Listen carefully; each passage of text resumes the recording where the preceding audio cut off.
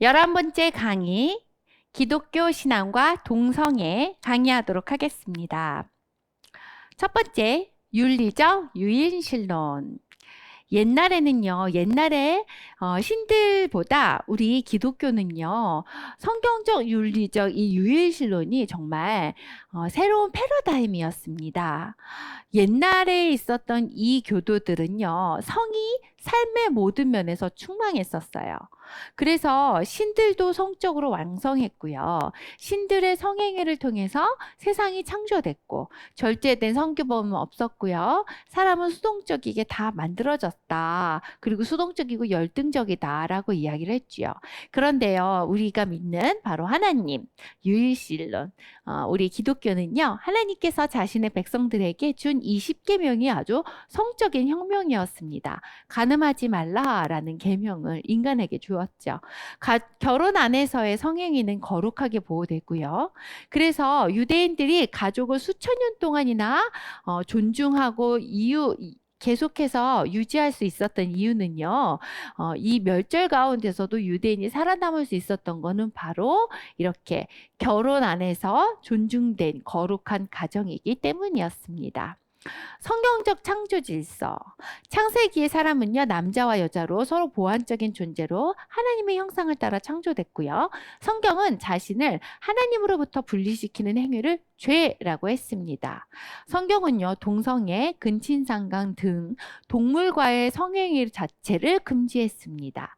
하나님과 사람과의 관계를요, 신랑과 신부의 비유로 성경 첫 번째 장부터 시작해서 마지막 장까지 쭉 이어갔어요. 하나님은요, 사람들에게 사랑의 언약을 주셨고요. 남녀의 결혼을 통해서 드러나는 사랑으로 비유를 하셨지요. 신랑이 신부를 기뻐함 같이 내 하나님이 너를 기뻐한다 라고서 성경에는 명시해 있습니다. 바알과 아세라 이 교도들이 신전 매춘과 난잡한 성관계를 하는 것이 성경에서는 무엇이라고 이야기했냐면 서로를 향하여 음욕이 불릴 듯하여 라고 이야기를 했습니다. 자, 호세아서 이야기는요, 하나님과 백성의 극적인 사랑 관계가 잘 나타납니다. 하나님께서는요, 자신과 사랑의 유대 관계를 깨어버린 이 백성을 통탄하시면서 무엇이라고 말했냐면 돌아오라 라고 이야기를 하죠.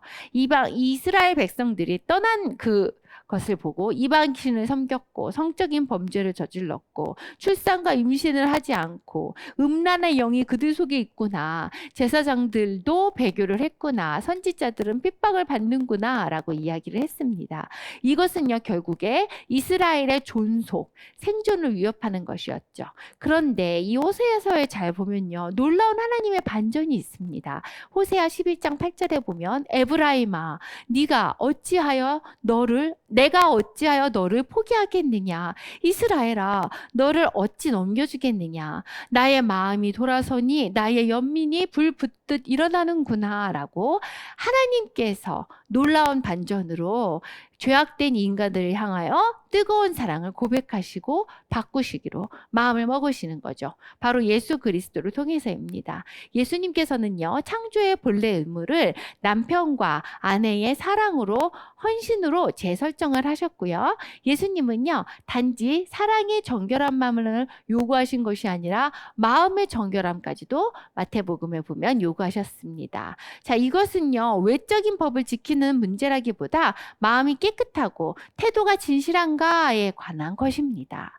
가늠한 여인이요, 이웃들이 던진 차갑고 단단한 돌에 맞아 죽을 것을요, 예수님께서는 넌 가늠했으니까 십계명을 지키지 않았으니까 맞아 죽는 게 맞아 합당해 라고 하지 않으시고요, 그걸 오히려 막아주셨죠. 자신을 내어주는 사랑에 대한 소망으로 일깨워 주셨습니다.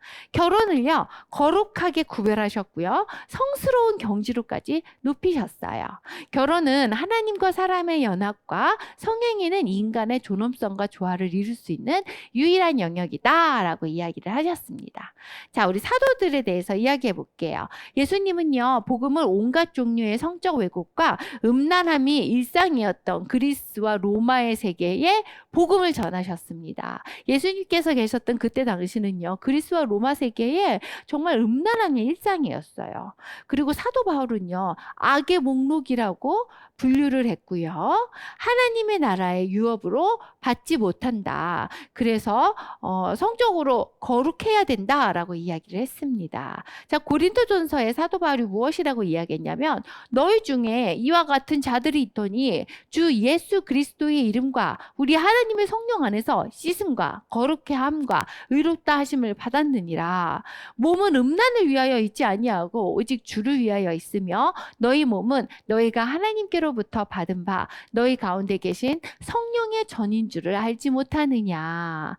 그리고요, 우리 인간은요, 영과 육이 분리되어 있지 않아요. 그래서 성화는 전 인격적인 거예요. 그래서 우리의 영이 거룩하다면 우리의 육체도 거룩해야 되는 거죠.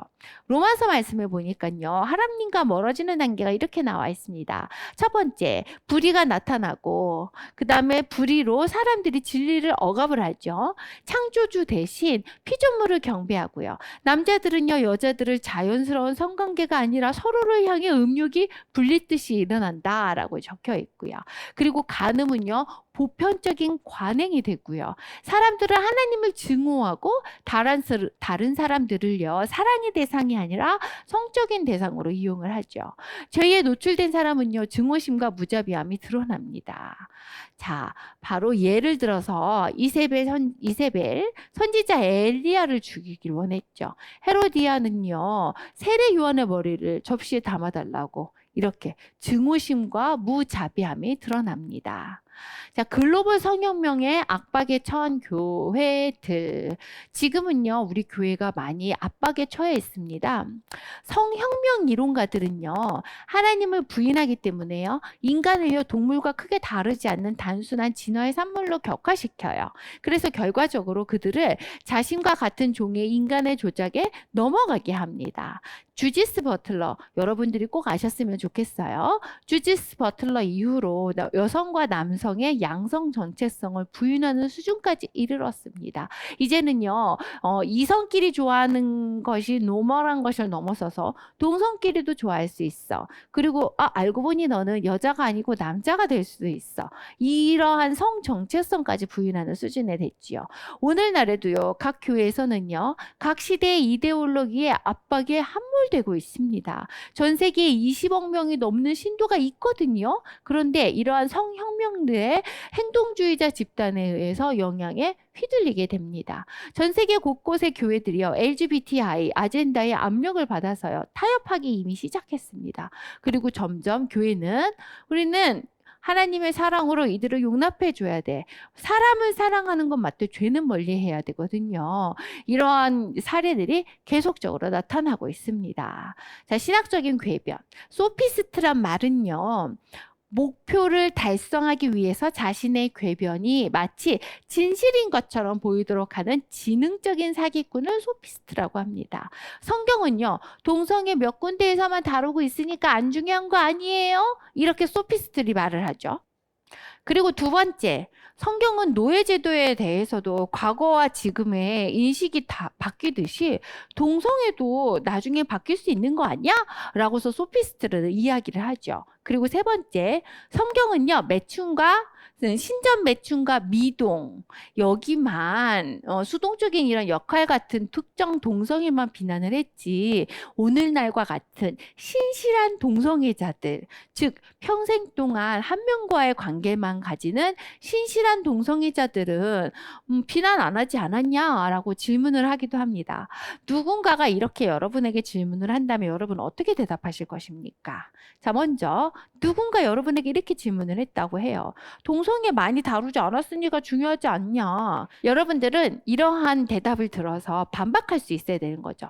성경은요, 이성애가 아닌 모든 성행위에 대해서 예외 없이 부정적인 견해로 보고 있다 너가 잘못한 것이다. 특히 신약 성경에는 어떠한 형태라도 결혼의 범위를 벗어나는 성행위 자체를 간통이라고 봤습니다. 이성 간의 성행위를 하더라도 결혼 이후의 성행위는 간통이라고 보았죠. 심각한 죄라고 이야기를 했죠. 남녀 간에 끊을 수 없는 결혼은요, 하나님과 사람 간에 끊을 수 없는 결속을 비유로 나타냈습니다. 결혼은 인류와 하나님의 결속에 일치하는 삶의 방식이다. 결혼의 연합을 통하여서 하나님과 인간의 연합을 볼 수가 있는 것이죠. 즉, 몇 군데만 동성애가 나왔으니까 안 중요한 것이 아니라 성경 전체적으로 흐르는 동성애는요, 성경은 반대하고 있다라고 이야기를 하시면 됩니다. 자, 두 번째, 노예제도. 옛날에 성경은 이랬는데 지금은 좀 바뀌었으니 동성애 관련된 것도 바뀌는 것이 아니냐. 자, 성경은요, 노예제도를 찬성하지 않았어요. 잘못 알고 계시는 분들이 있어요. 족장시대에 노예 허용한 거 아니냐. 이스라엘 사람들한테 노예를 다 허용한 거 아니냐. 자, 그런데 잘 생각해 보세요. 하나님은요, 자신이 선택한 백성들, 즉, 이 백성들이 이집트의 노예 생활로 있었어요. 이 이집트에서 노예 생활을 한 우리 이스라엘 백성들을 해방시켜 주신 분이 바로 하나님이십니다. 하나님은요, 노예 제도를 찬성하는 것이 아니라 노예 제도를 해방시키시기 원하시는 분이에요. 사람의 노예뿐만이 아니라 죄의 노예에서도 해방하기를 원하시는 게 바로 하나님이십니다. 자신의 욕망에 복종하는 것이 아니라 오히려 하나님 아버지께 순종하기를 원하시는 거죠. 자, 세 번째, 특별한 이러한 것에만 성경에선 반대하는 것이고 신실한 동성관계는 어떻게 생각을 할 것이냐. 자, 여기에 대해서는요, 동성애는요, 항상 예외 없이 비난을 받고 있다라고 알고 계시면 되고요. 성경은 받아들일 수 있는 동성애 행위와 받아들일 수 없는 동성애 행위 자체를 구분하지 않았습니다. 지금 사람들이 말하듯이 요거는 아니고 요거는 기다. 그게 절대 아니라는 거죠. 자, 우리 이제 사랑에 대해서 한번 생각해 볼 거예요. 여러분, 진짜 사랑의 의미가 무엇입니까? 아가페 사랑은요, 상대방을 염려하고 돌보는 것이 사랑이죠. 그런데 동성애 성관계는요, 상대방을 염려하고 사랑하는 것이 아니라 자기 만족, 쾌락, 욕구 충족의 관계일 뿐입니다. 이거는 그냥 욕구 충족의 관계이지 이건 사랑이 아니에요.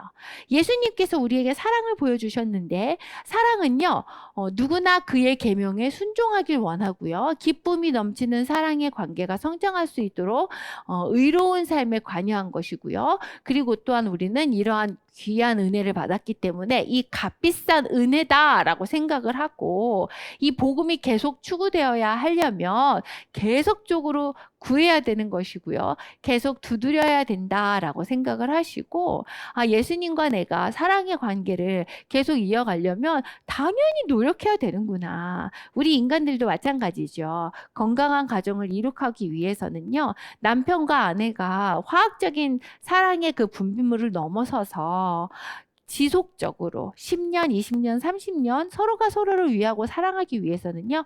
계속 노력하셔야 돼요. 대가를 당연히 지불하셔야 되는 거죠. 이 책의 저자가 가톨릭 신자라서요.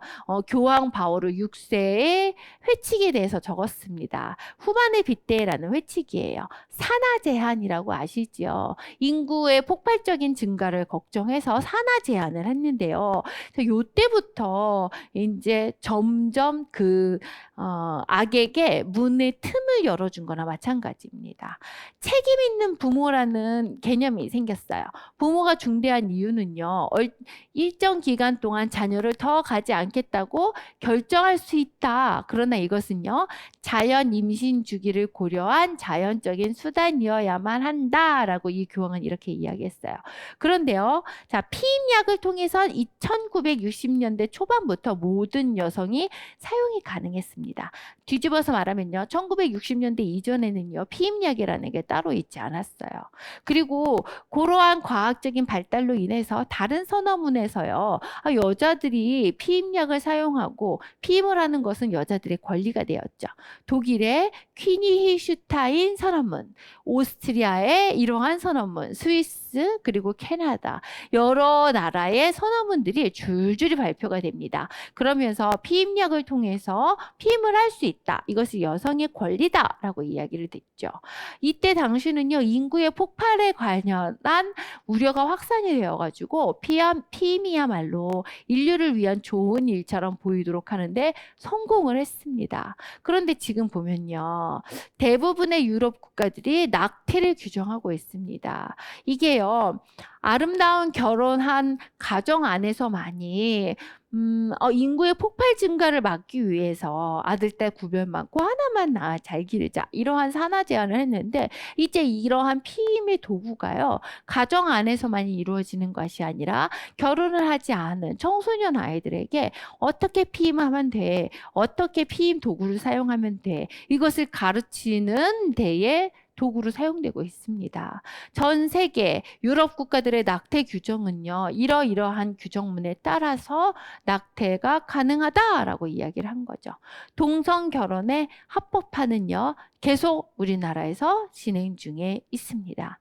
여러분, 이렇게 기독교적인 역사에서 역사를 좀 이렇게 보았습니다. 여러분 어떤 생각이 드십니까? 이거는요, 조금씩 문을 하나씩 열어주었을 때 나중에는요, 이미 우리가 다 감당하지 못할 정도의 오염된 물이 우리 주변을 둘러싸고 있구나라는 것을 생각하시게 될 것입니다. 그러므로 여러분, 우리가 하나님께서 우리에게 보여주신 정말 최고의 사랑, 그 사랑을 생각하시면서 정말 값진 값비싼 복음이 되도록 내 가정 안에서 헌신하여서 힘을 들여서 사랑하시고 그리고 그 사랑을 깊숙이 누리셔서 나의 힘으로 하는 것이 아니라 하나님께서 주신 능력과 은혜로서 오늘 하루도 사랑하며 승리하시는 여러분 되시기를 기도합니다. 감사합니다.